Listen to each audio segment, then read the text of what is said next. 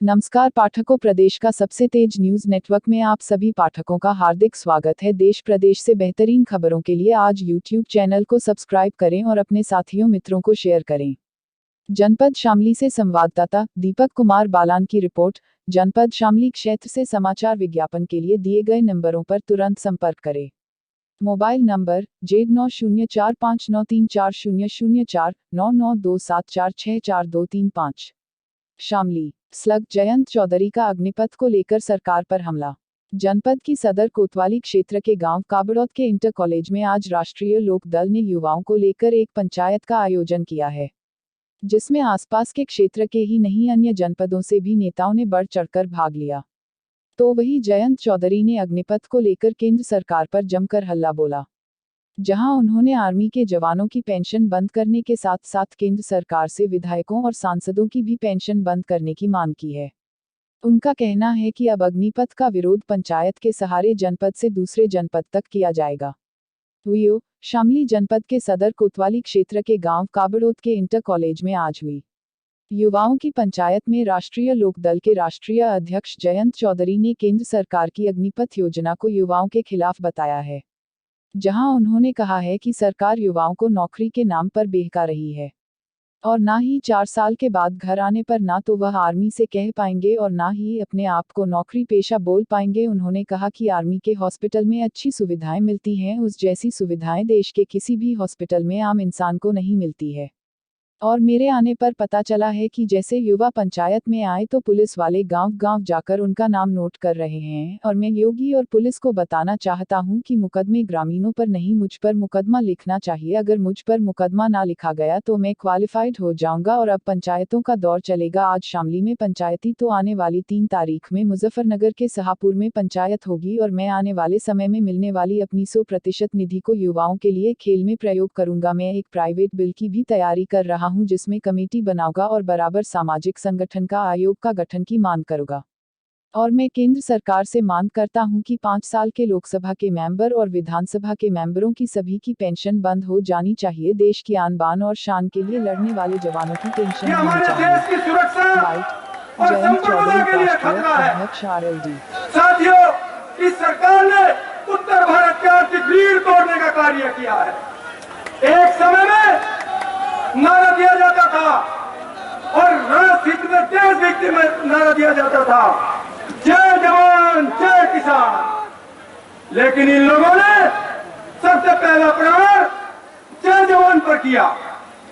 वो तो आदरणीय नरेश टिकैत जी और आदरणीय राकेश टिकैत जी की मेहनत है, समर्पण है और जो युवा दिलों की धड़कन राष्ट्रीय लोकदल के राष्ट्रीय अध्यक्ष चौधरी जयंत सिंह आपके बीच में बैठे हुए हैं, इनकी मेहनत है जो इन्होंने 50-50 रैलियां इस प्रदेश में कर किसान आंदोलन का जन का आंदोलन दिलाया था।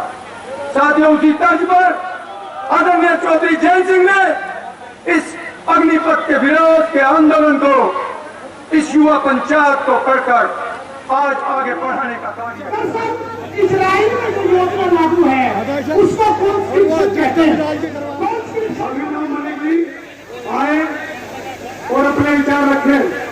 अभिनव मलिक जी, थाना भवन से विधायक अशरफ अली खान जी, और उनसे निवेदन है कि मेन मंच पर आ जाए। एक टर्म मैंने पूरा किया,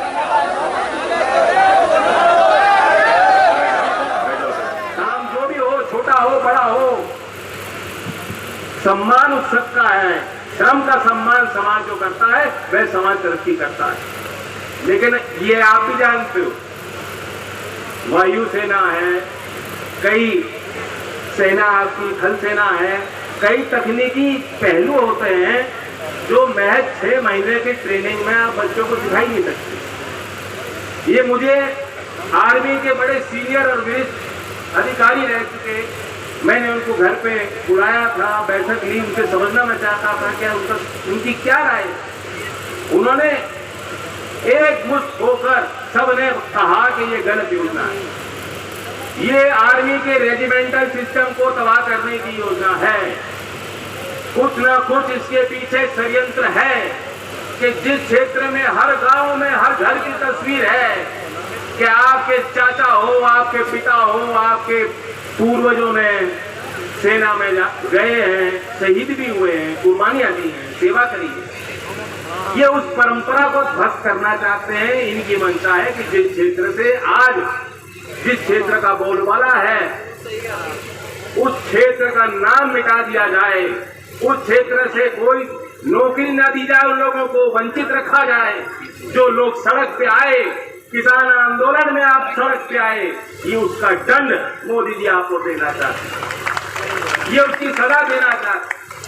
और मैं जानता हूं जब हमने युवा पंचायत तय की है, शायद देश में पहला राजनीतिक ऐसा कार्यक्रम हो रहा है, वरना नौजवानों को कोई पूछ नहीं रहा था। वे खुद जा रहे थे, विरोध कर रहे थे अपने तरीके अपनाकर।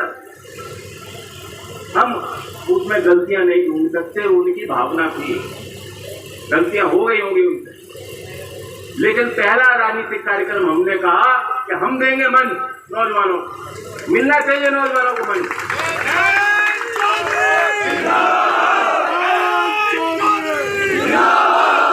मैं एक बात जानता हूं, शामली का क्षेत्र प्रगतिशील क्षेत्र है, एक ही जिला होता था मुजफ्फरनगर जिला। यहाँ आपकी खेती भी अच्छी है, गुड़ घी शक्कर सब बढ़िया है, आदमी भी अच्छे हैं, महिलाएं भी अच्छी हैं, सब अच्छे, गुणवान समाज है। और जो भी शुरुआत होती है अच्छी जगह से होनी चाहिए। भैंसवाल की ऐतिहासिक आपने किसान पंचायत करी थी, बहुत लोगों की आंखें खुली शायद इस क्षेत्र में, और आपने जो उस समय उस मंच पे आशीर्वाद दिया, अगर वो भैंसवाल की पंचायत में आप नहीं आते और अपनी ताकत नहीं दिखाते तो किसान कानून आज कानून होते, सरकार पीछे नहीं हटती।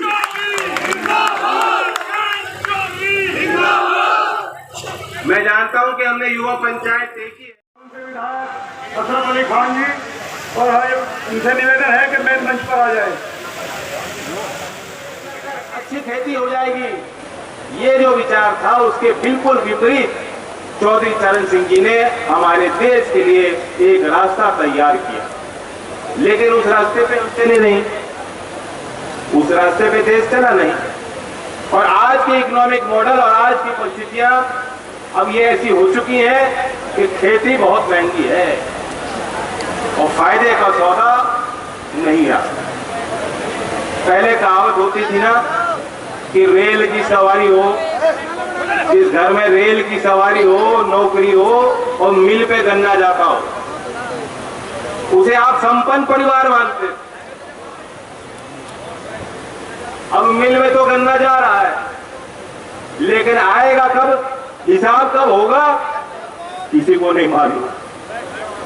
अब तो 14 दिन की बात भाजपा वाले भी नहीं बोल रहे। याद करें, इस चुनाव में तो मैंने कोई गौर नहीं किया, इस चुनाव में कहीं एक जगह भी अगर कहे हो कि 14 दिन में पेमेंट हो जाएगा, उन्होंने तो वादा भी नहीं किया। आपके पेंशन की बात क्यों करो? लोकसभा की बहुत कम समय पे 5 साल मैंने एक पूरा टर्म पूरा किया, लोकसभा की पेंशन मुझे मिल गई, मुझे नहीं चाहती, इसलिए ये पहल मैं ले सकता हूँ। अगर 4 साल के अग्निवीर को पेंशन सरकार नहीं देना चाह रही तो 5 साल के सांसद को भी पेंशन नहीं मिलनी चाहिए।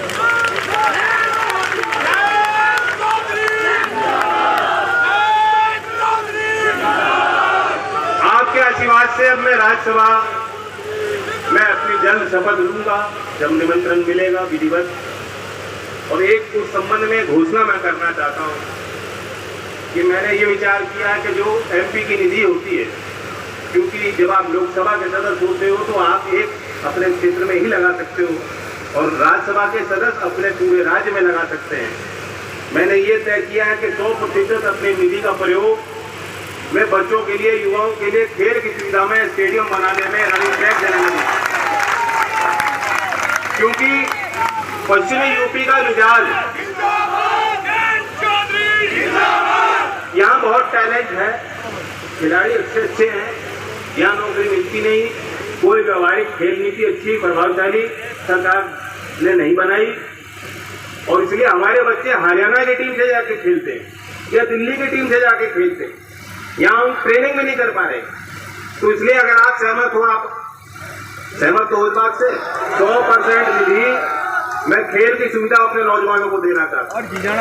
भाई, और अगर इस क्षेत्र में आपका कोई भी ऐसा कोई आवेदन हो तो जरूर हमारे पार्टी के जिलाध्यक्ष तक बात पहुंचाइएगा और मैं कोशिश करूंगा कि वो निधि का प्रयोग सदुपयोग हो जाए और इस क्षेत्र में विकास। मैं आपके बीच कुछ आंकड़े भी रखना चाहता हूँ, क्योंकि अग्निपथ को आप समझ गए। चौधरी जयंत सिंह जी और मंच पर मौजूद राष्ट्रीय लोकदल और गठबंधन के सभी नेतागण और सभा में मौजूद मेरे सभी बड़े बार धन्यवाद है, धन्यवाद।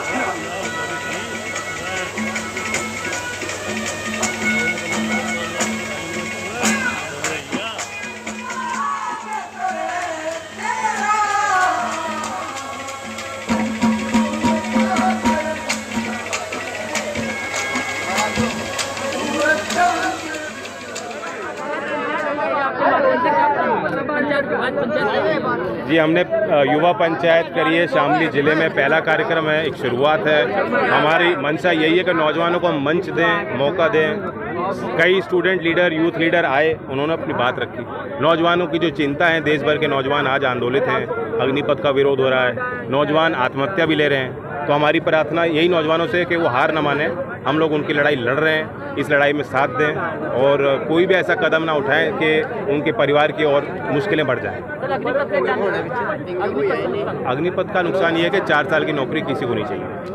11-12 साल की उम्र से बच्चे तैयारी करते हैं, 5-6 साल लगा के वो भर्ती करना चाहते हैं अपने आप को, और वो अपने परिवार की पूरी जिम्मेदारी संभाल रहे हैं। वो बच्चे उनके उस परिवार का पूरा जो है भविष्य उनके कंधों पे टिका है।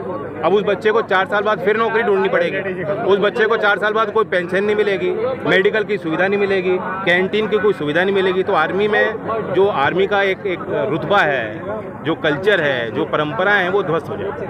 सरकार तो युवा के इतना बता रही है। सरकार तो नोटबंदी को अच्छा बता रही थी, किसान कानून को अच्छा बता रही थी। तो सरकार तो ऐसी अड़ियल है, जनता से कोई पूछती नहीं, कोई सवाल जवाब होता नहीं है। मोदी जी कभी मीडिया के आगे इस तरह से मुखातिब नहीं होते, तो उनके मन में क्या चीज़ चल रही किसी को पता नहीं। और रातों रात ऐसे बड़े परिवर्तन करना, सेना के साथ खिलवाड़ करना उचित नहीं। सर, ये पंचायत कब तक चलेगी आपकी? जब तक सरकार नहीं मानती। आज तो शुरुआत हुई है और लंबा संघर्ष चल सकता है। अगली पंचायत कहाँ पे रहेगी? मुजफ्फरनगर, शाहपुर, 3 तारीख।